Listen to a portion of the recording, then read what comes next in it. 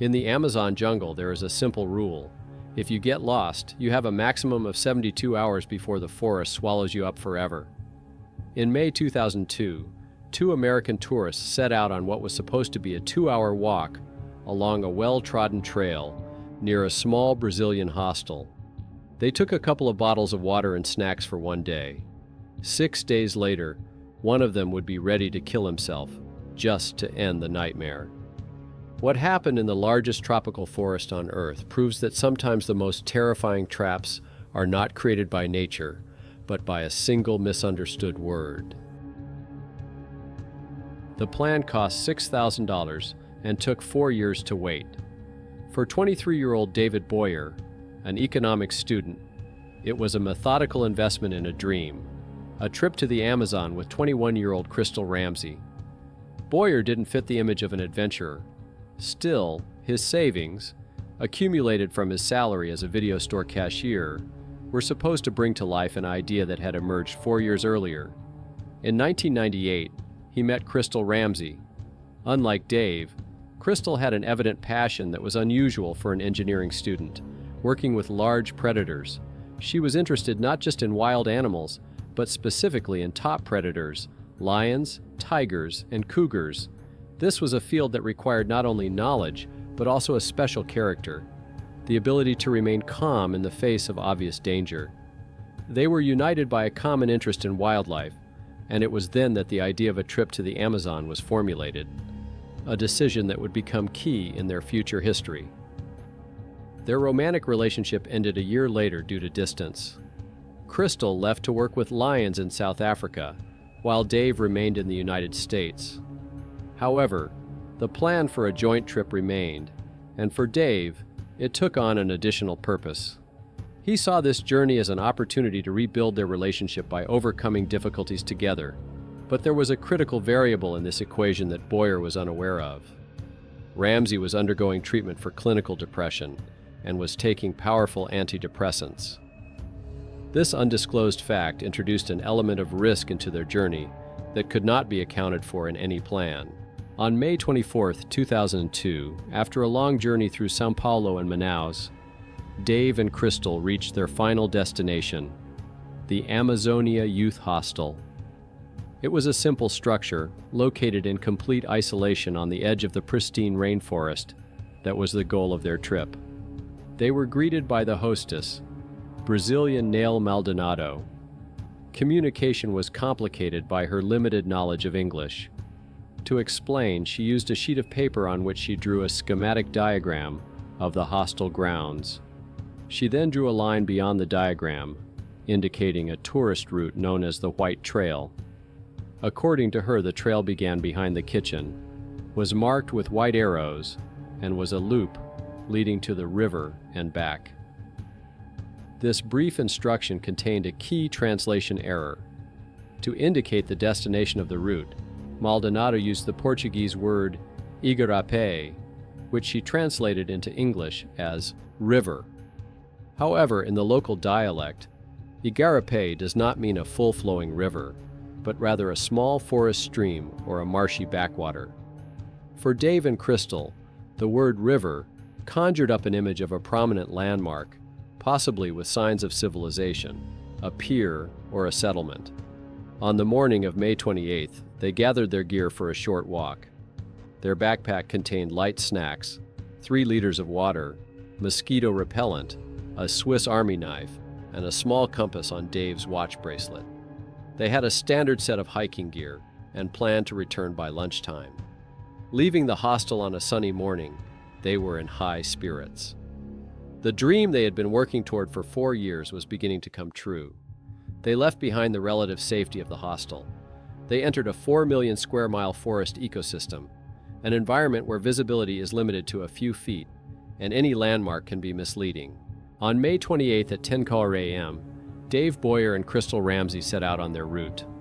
The trail, known as the White Trail, was wide, easily distinguishable, and, as they were told, marked with white chalk arrows on tree trunks. For the first 2 hours, the system worked flawlessly. They moved deeper into the forest, stopping to take photos of the surroundings. For them, It was the culmination of a dream they had been nurturing for 4 years, and there was no indication that anything would go wrong. A critical mistake was made around noon. Their attention was drawn to a sound, bird song, coming from what they estimated to be no more than 100 feet from the trail. Immediately after that, they heard the sound of falling water. In Dave and Crystal's minds, this sound was immediately linked to the information they had received at the hostel. The trail was supposed to lead them to a river. They assumed that the waterfall was part of this river system and that once they found it, they would be able to reach the main route. The decision to leave the trail at that moment seemed logical and safe to them. They stepped off the beaten path into the undergrowth. Their progress immediately slowed. They had to push aside vines and step over fallen trees. After about half an hour, still not having reached the source of the noise, they decided to turn back. It was at this moment that they discovered that there was no trail. In no direction were there any white chalk marks or even a hint of a clearing. In the Amazon rainforest, where dense vegetation limits visibility to 16 feet, the human eye loses its ability to find landmarks. Every direction looked identical to the previous one. Dave turned to the only navigation device they had, a miniature compass on his watch bracelet. It pointed north. But in a forest where the terrain and vegetation prevent you from moving in a straight line and force you to constantly deviate, bypassing obstacles, the compass readings lose their practical meaning. They did not know at what point they had strayed from the route and could no longer plot a vector for their return. Around 2 o'clock in the afternoon, after nearly 4 hours of wandering, they came to an obstacle, a swampy floodplain about 160 feet wide. The surface of the stagnant water was covered with a thick layer of green duckweed, from which tree trunks blackened by moisture protruded. For Dave, this discovery confirmed his theory. In his mind, this swampy backwater perfectly matched the broken English description of river, Agarape, given by the hostel owner. It was a powerful psychological anchor. They weren't just wandering, they had found a landmark. The confidence that they were back on track was so strong that they crossed the floodplain without hesitation, knee-deep in warm, murky water. There was indeed a trail on the opposite bank, but its characteristics were strikingly different from the white trail. It was a narrow, barely noticeable clearing, no more than 2 feet wide, obviously made by animals. It forced them to walk in single file, constantly ducking under overhanging branches. The key fact they ignored at the time was the complete absence of white chalk marks, but hope proved more decisive than objective data. 2 hours later, around 4 p.m., the animal trail came to an impassable barrier, the trunk of a giant fallen tree. Dave climbed up to assess the situation. There was nothing beyond the obstacle. No continuation of the trail, no clearing, only a solid, impenetrable wall of vegetation. At that moment, subjective hope collided with objective reality. Dave climbed down to Crystal. Analysis of the situation left no room for optimism.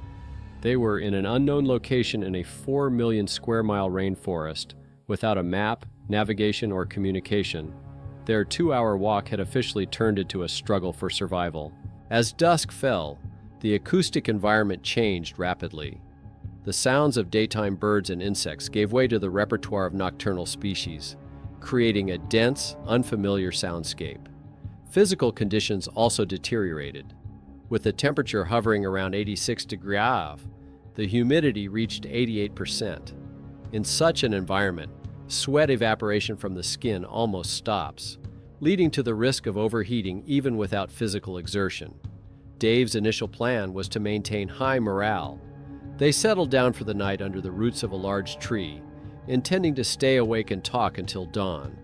Their only protective resource, mosquito repellent, was practical for the first few hours. However, after it evaporated, the insects began a systematic attack on any unprotected area of skin. Added to this was another factor: absolute darkness. In the lower canopy of the rainforest, after sunset and without moonlight, visibility drops to 0. This is an objective condition in which the human eye is unable to distinguish even the contours of its own hand stretched out in front of its face. Complete visual deprivation, compounded by constant physical irritants and an unfamiliar sound environment, became the first severe test for their psyche. Their plan to spend the night talking failed. All their energy went into fighting the external conditions.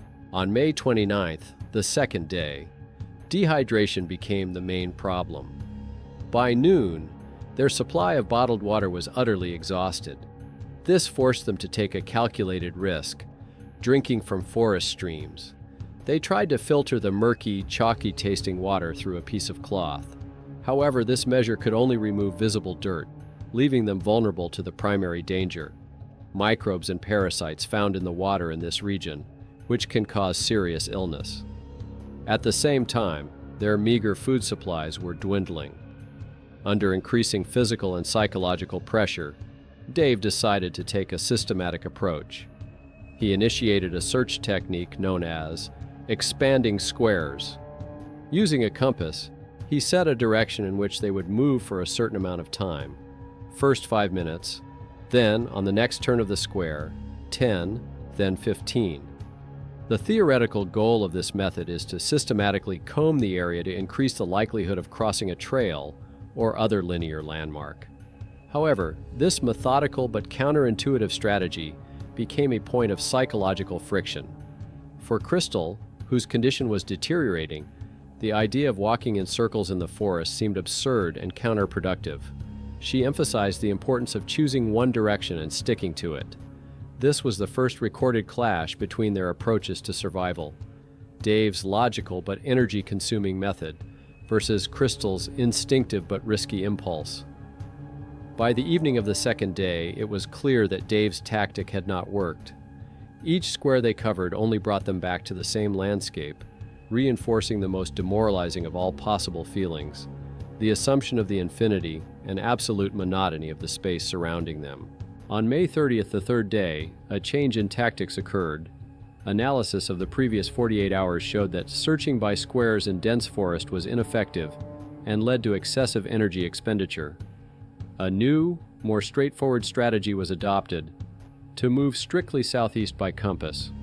To distribute the physical and cognitive load, they introduced a rotation system in which the leader changed every 2 hours.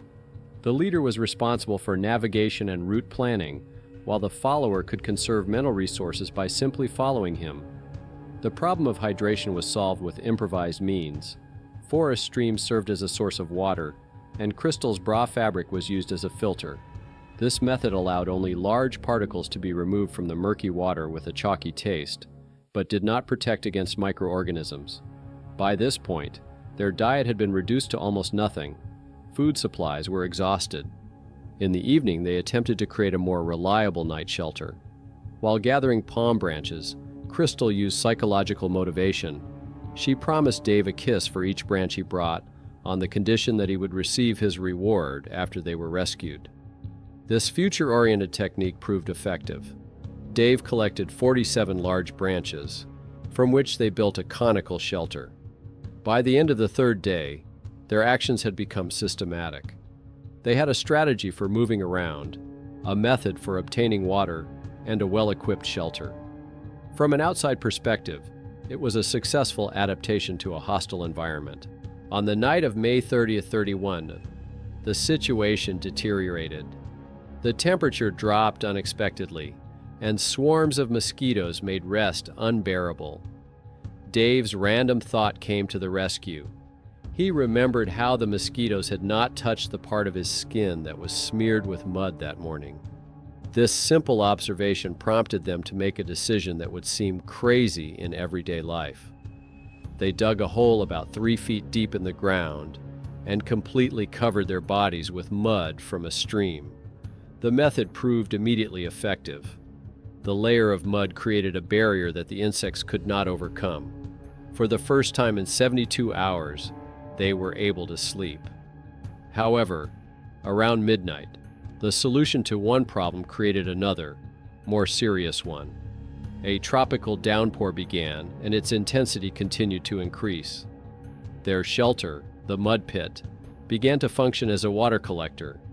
By 1 a.m., water had accumulated at the bottom of the pit, and by 2 a.m., the water level had reached their chins, creating a direct threat of drowning.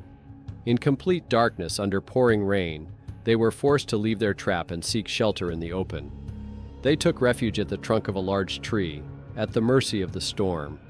Flashes of lightning every few seconds illuminated the chaotic scene. Streams of water and the sounds of falling trees all around. The combination of wet clothes and low temperatures caused rapid hypothermia. Uncontrollable shivering was its first symptom. The only method available to them to reduce heat loss was to huddle close together. They spent the rest of the night in this position, waiting for dawn. On the morning of May 31st, the physical ordeal of the previous night was replaced by a psychological one.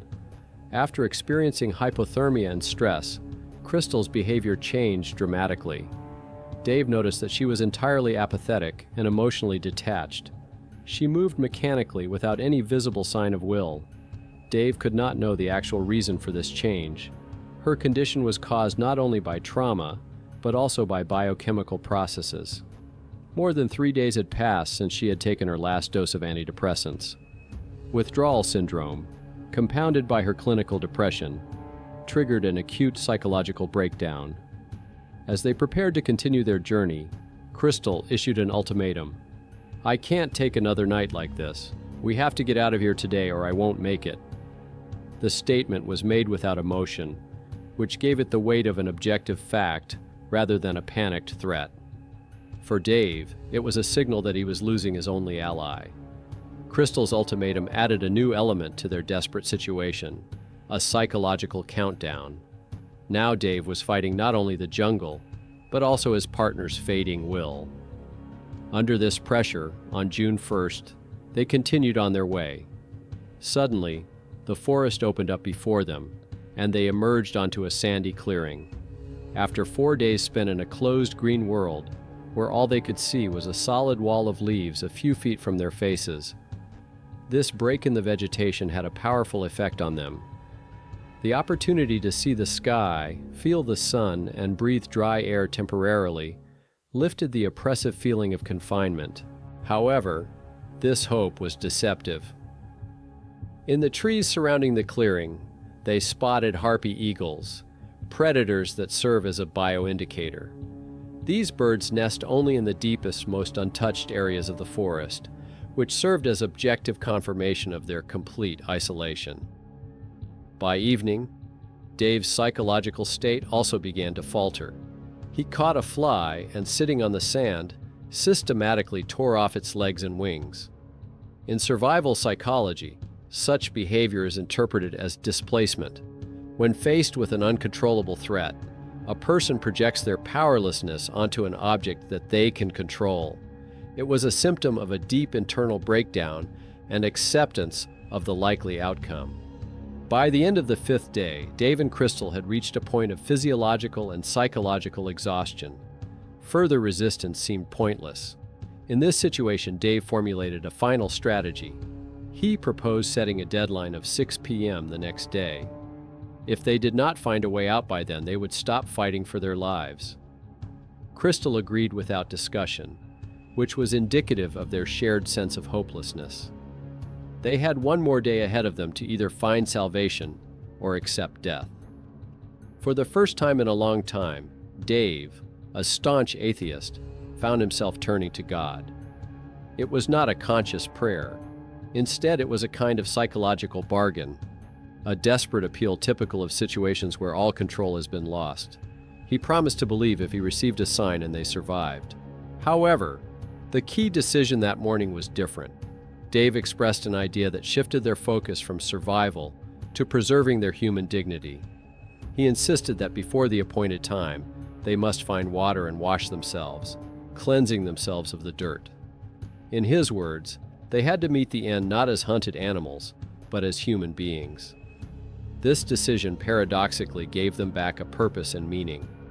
Their new task was not to find a way out, but to perform a final ritual of self-respect. On June 6th, the 6th day, Dave woke up and assessed their physical condition. Their exhaustion was evident. Over the past few days, Crystal had lost a lot of weight, and her legs were covered with numerous lacerations from thorny plants. Every movement required superhuman effort on her part. Dave himself was experiencing symptoms of extreme exhaustion. They had had virtually no food for 4 days, except for a few berries of unknown nutritional value. According to their calculations, they had consumed no more than 150 calories in 6 days. Their bodies had entered a state of catabolism, a process in which the body begins to break down its own muscle tissue to maintain vital functions. By noon, it became clear that their calculations were correct. Crystal's ability to move was reduced to short distances of a few feet, after which she needed to rest. Her physical weakness was compounded by the effects of withdrawal and depression. Dave came to the logical conclusion that by evening, their energy reserves would be completely depleted, and the next day they would be physically unable to continue their journey. At 2:00 p.m., they heard an encouraging sound. It was the sound of water, but its volume and complexity differed from the familiar murmur of streams. Dave saw this as an opportunity to carry out their morning decision. He told Crystal that they could finally wash themselves before they died. Clinging to roots and branches, they began a slow descent down the slope toward the sound. The landscape that opened up below them was not a stream, but a seasonally flooded forest, an igapo. It was another world, a vast open expanse of water from which trees grew like columns. Dave entered the water first. After several days of sticky heat, the coolness of the water provided immediate physiological relief. He felt the heat subside, and the buoyancy took the strain off his wounded legs. Crystal followed him. Their tactics changed again. Now they swam, clinging to trunks and roots. Around 4 o'clock in the afternoon, the steady hum of an engine reached their ears. A small plane flew low over the trees. Of course, they were invisible through the dense green canopy. Still, for Dave, the logic was simple and immediate. A private plane in this wilderness could only mean one thing. His parents had organized a search. The thought that their desperate efforts had stretched thousands of miles to this point on the map became a powerful psychological anchor for him, and his hope, which had almost faded, was rekindled. By 6 o'clock in the evening, when their time was up, the flooded forest gave way to a broad, 260-foot river. Then Crystal, whose gaze had been almost indifferent, suddenly froze. She pointed to a bend in the river. "Is that real? Can you see people?" Dave squinted. 2 dark dots were moving slowly across the water. They were canoes. Their voices, weakened by hunger, faltered, but despair gave them strength.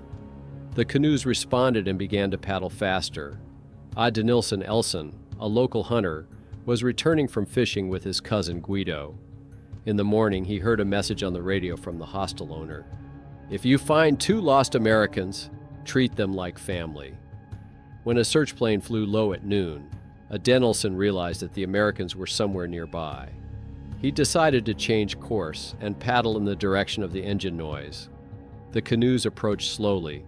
The river was wide and deep, but every second seemed like an eternity. Dave and Crystal paddled toward them, using their last ounce of strength.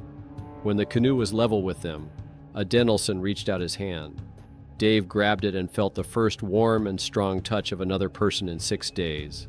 Exhausted, they were pulled into the boats. Once on board, unable to utter a word, their bodies began to shake uncontrollably, a reaction to the stress and exhaustion they had endured. When the sun touched the horizon, their 6-day period had expired, but now they were safe. The residents of the village of Alto Alegre welcomed them like family. Despite their own poverty, they gave everything they could: clean clothes, hot food, and medicine to treat their wounds. Deva and Crystal were placed in a school that had been converted into a temporary hospital. Local women took turns staying with them, giving them warm tea with sugar and soup.